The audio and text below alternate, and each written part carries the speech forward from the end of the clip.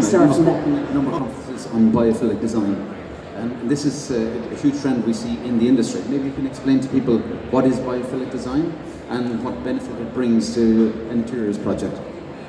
Okay, so this is quite a big one. There was a really interesting study done in the 80s, and people were shown subliminal images of snakes and spiders and handguns and frayed electric wires.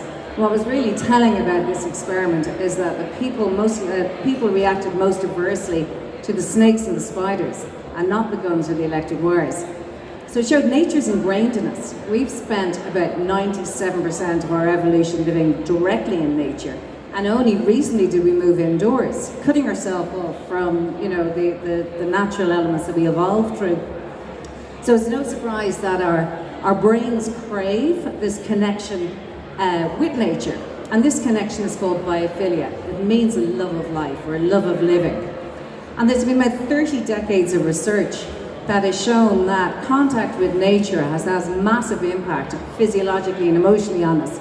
They've measured our cortisol levels, our stress hormones dropping in spaces surrounded by natural elements.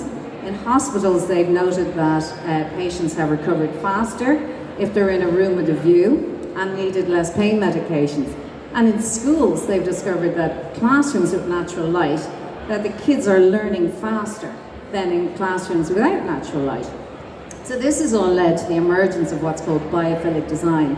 And biophilic design is a design approach, evidence-backed, that fuses nature and design to create environments that have an impact, a positive impact on our health and well-being. So that's what biophilic design is. So if I'm doing my own house, do I need to hire a specific biophilic designer, or are there some elements that I could use myself? Do I need an expert? Well, biophilic design is about engaging all of the senses. So it is tricky to do, definitely.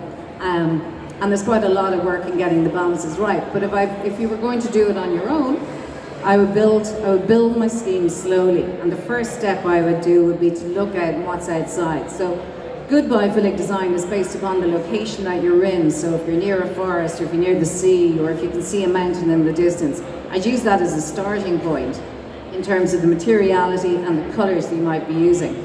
But it's also, people often identify biophilic design with lots of plants, and plants are definitely part of it, but they're a very small part of biophilic design. It is about balance and harmony and natural materials, and it's all about how you feel in a space. So go with your gut is probably how my first question to my clients is, do you prefer to be beside the sea or in a forest? Okay.